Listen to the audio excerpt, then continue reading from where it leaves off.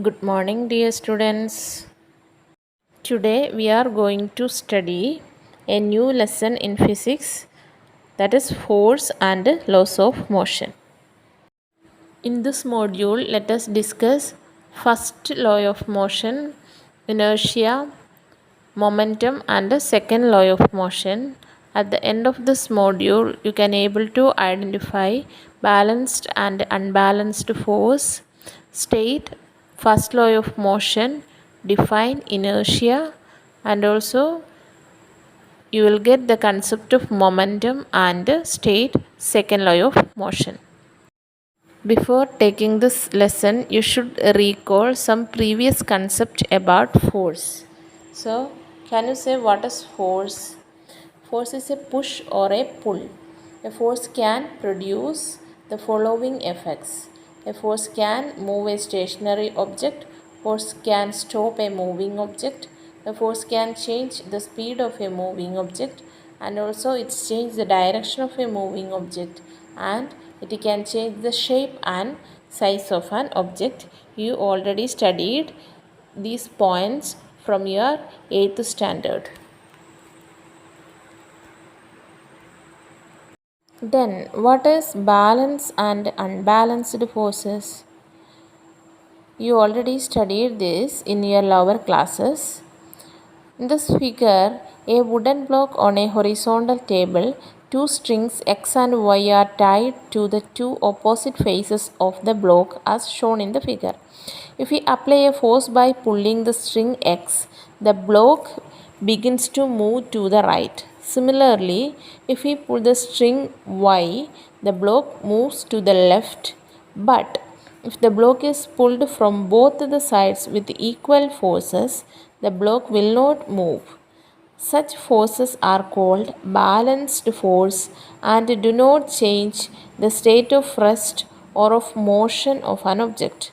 Now, let us consider a situation in which two opposite forces of different magnitudes pull the block.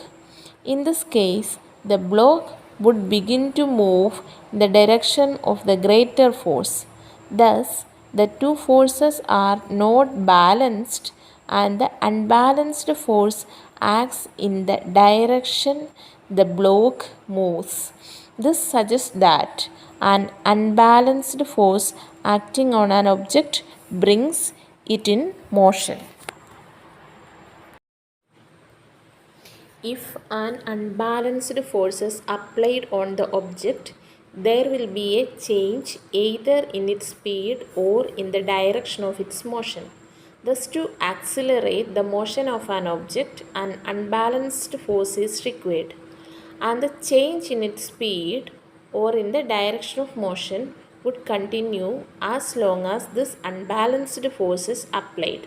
However, if the force is removed completely, the object would continue to move with the velocity it has acquired till then.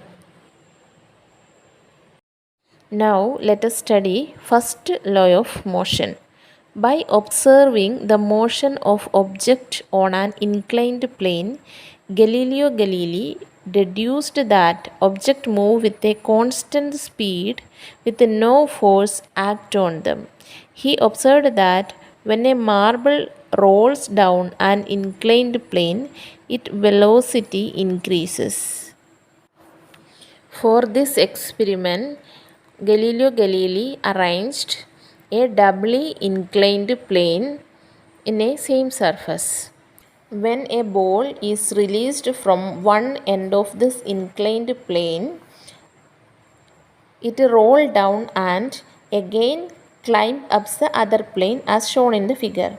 The angle of inclination of both cases is equal, and also the distance travelled by the ball is also equal. If the angle of inclination of second plane decreases, ball travels more distance to reach original height. Then further decrease the angle of inclination again, the ball travels more distance. So the situations come an angle of inclination becomes 0.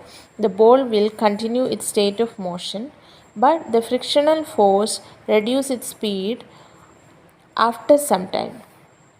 So it is a frictionless surface. The ball continue its state of motion. Newton further studied Galileo's ideas on force and motion and presented three fundamental laws that govern the motion of objects. These three laws are known as Newton's law of motion. The first law of motion is stated as an object remains in a state of rest or of uniform motion in a straight line unless compelled to change that state by an applied force. In other words, all objects resist a change in their state of motion. In a qualitative way, the tendency of undisturbed objects to stay at rest or to keep moving with the same velocity is called inertia. This is why the first law of motion is also known as the law of inertia. Certain experiences that we come across while traveling in a motor can be explained on the basis of the law of inertia. We tend to remain at rest with respect to the seat until the driver applies a braking force to stop the motor car. With the application of brakes, the car slows down, but our body tends to continue in the same state of motion because of its inertia. So we can say that this type of inertia is the inertia of motion because our body is already in motion. So it is known as inertia of motion. So we can say that the inertia of motion is if a body is in a state of motion, then it will continue to move at the same speed in the same direction unless an external force is applied to change its state. An opposite experience is encountered when we are standing in a bus and the bus begins to move suddenly. Now we tend to fall backwards. This is because the sudden start of the bus brings motion to the bus as well as to our feet in contact with the floor of the bus. But the rest of our body opposes this motion because of its inertia. So this type of inertia is known as inertia of rest. So we can say that the inertia of rest is the tendency of a body to remain in its position of rest unless acted by an external force. A heavier or massive object offer larger inertia. Quantitatively, the inertia of an object is measured by its mass. We may thus relate inertia and mass as follows. Inertia is the natural tendency of an object to resist a change in its state of motion or of rest. The mass of an object is a measure of its inertia. Our next topic is second law of motion. The first law of motion indicates that when an unbalanced external force acts on an object, its velocity changes. That is, the object gets an acceleration. The impact produced by the object depends on their mass and velocity. Similarly, if an object is to be accelerated, we know that a greater force is required to give a greater velocity. Let us discuss some observation from our everyday life. During the game of table tennis, if the ball hits a player, it does not hurt him. On the other hand, when a fast moving cricket ball hits a spectator, it may hurt him. A truck at rest does not require any attention when parked along a roadside, but a moving truck, even at speed as low as 5 meters per second, may kill a person standing in its path. A small mass, such as a bullet, may kill a person when fired from a gun. These observations suggest that the impact produced by the objects depend on their mass and velocity. Similarly, if an object is to be accelerated, we know that a greater force is required to give a greater velocity. In other words, there appears to exist some quantity of importance that combine the object mass and its velocity. One such property called momentum was introduced by Newton.